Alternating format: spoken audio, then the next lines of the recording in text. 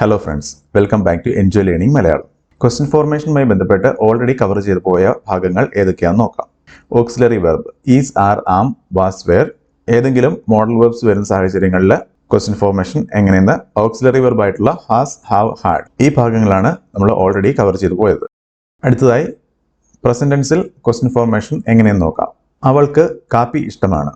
She likes coffee. ഇവിടെ ശ്രദ്ധിക്കുക, likes വരാനുള്ള കാരണം ഷീ സിംഗുലർ ആണ്. പ്രസന്റ് ടെൻസിൽ വെർബിനോടൊപ്പം ഷീ ലൈക്സ് അല്ലെങ്കിൽ സിംഗുലർ ഫോം ആണ് ഇവിടെ ഉപയോഗിക്കേണ്ടത്. അതുകൊണ്ടാണ് ഷീ ലൈക്സ് കോഫി എന്ന് പറഞ്ഞത്. അവൾക്ക് കാപ്പി ഇഷ്ടമാണോ എന്നാണ് ചോദിക്കേണ്ടത്. ഇവിടെ നമ്മൾ നേരത്തെ പഠിച്ചതുപോലെ ക്വസ്റ്റ്യൻ ഫോം ചെയ്യാൻ ബുദ്ധിമുട്ടാണ്. ലൈക്ക് ഷീ കോഫി എന്നൊന്നും ചോദിച്ചു കഴിഞ്ഞാൽ ക്വസ്റ്റ്യൻ ആകില്ല. അപ്പോൾ ഇവിടെ ഓക്സിലറി വെർബിന്റെ സഹായം ആവശ്യമാണ്. ഡു, ഡിഡ്, ഡസ് ഇവയിൽ ഏതെങ്കിലും ഒരു വേർഡ് ഉപയോഗിച്ചാണ് ക്വസ്റ്റ്യൻ ഫോം ചെയ്യേണ്ടത്. ഇനി ഡു ആണോ, ഡിഡ് ആണോ, ഡസ് ആണോ എന്നാണ് കണ്ടുപിടിക്കേണ്ടത്. ഡു പ്ലൂറലിന്റെ കൂടെയാണെന്ന് പറഞ്ഞു, അതുകൊണ്ട് ഇവിടെ ഷീയുടെ കൂടെ ഡു വരില്ല. ഡിഡ് പാസ്റ്റ് ടെൻസിലാണ് എന്ന് പറഞ്ഞു, അതുകൊണ്ട് ഡിഡ് വരില്ല. ഡസ് പ്രസന്റ് ടെൻസ് ആണ്, സിംഗുലർ ആണ്. She likes coffee. സോ നമുക്കിവിടെ ഉപയോഗിക്കാൻ പറ്റുന്ന ഓക്സിലറി വെർബാണ് ഡസ്.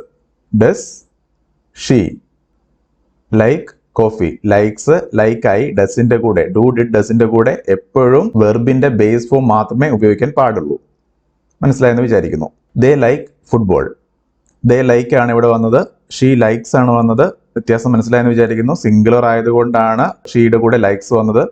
ദേ ലൈക്ക് ഫുട്ബോൾ എന്ന് പറഞ്ഞത് ദേ പ്ലൂറൽ ആയതുകൊണ്ടാണ് ദേ ലൈക്ക് ഫുട്ബോൾ എന്ന് പറഞ്ഞത്. അവർക്ക് ഫുട്ബോൾ ഇഷ്ടമാണോ എന്നാണ് ക്വസ്റ്റ്യൻ ചോദിക്കേണ്ടത്. എങ്ങനെ വരും? Plural, present tense, so do. They like football. Do they like football? The dog barks loudly. The dog barks present tense ലാണ്. does വരും, സിംഗുലർ ആയതുകൊണ്ട് does വരും. bark loudly. Does the dog bark loudly? Ryan teaches English. Does Ryan teach English? ശ്രദ്ധിക്കുക, present ടെൻസിൽ വരുമ്പോൾ duo Deso ആണ് സ്റ്റാർട്ടിങ്ങിൽ വേണ്ടത്. Do ആണോ ഡെസ് ആണോ എന്നറിയുന്നതിന് വേണ്ടി സിംഗുലർ ആണോ പ്ലൂറൽ ആണോ എന്ന് മാത്രം നോക്കിയാൽ മതി. അതിനുശേഷം സബ്ജക്റ്റ്, വെർബ്, വെർബിന്റെ V1 ഫോം അല്ലെങ്കിൽ ബേസ് ഫോം ഉപയോഗിക്കുക.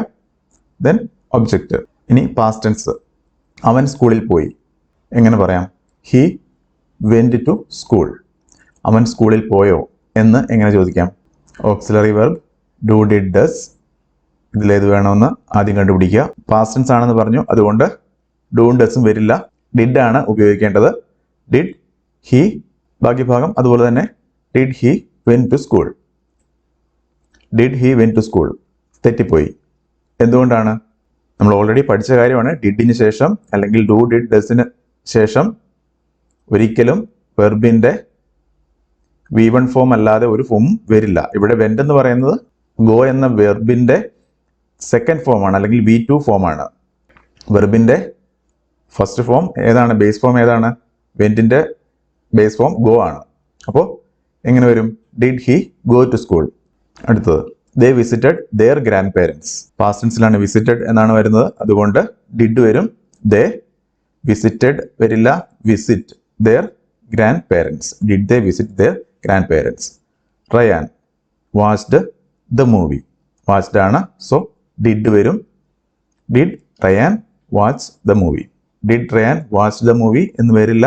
Did Ryan watch the movie. ഈ പറഞ്ഞതെല്ലാം പാസ്റ്റ് ടെൻസിൽ വരുന്ന സെന്റൻസുകളാണ്. ഇവിടെ എന്താണ് ശ്രദ്ധിക്കേണ്ടത്?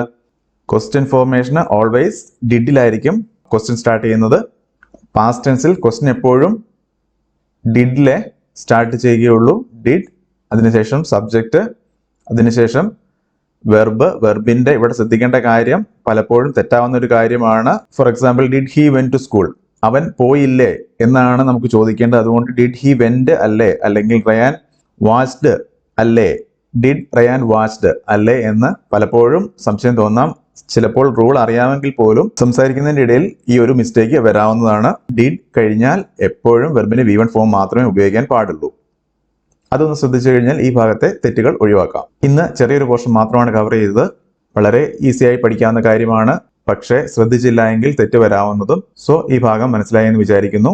വീഡിയോ കണ്ട എല്ലാവർക്കും നന്ദി. ഈ ചാനലിൽ അപ്ലോഡ് ചെയ്യുന്ന വീഡിയോകൾ ലഭിക്കുന്നതിനായി ചാനൽ സബ്സ്ക്രൈബ് ചെയ്യുക. വീഡിയോ ഇഷ്ടപ്പെട്ടെങ്കിൽ ലൈക്ക് ചെയ്യുക, ഷെയർ ചെയ്യുക, സപ്പോർട്ട് ചെയ്യുക. താങ്ക്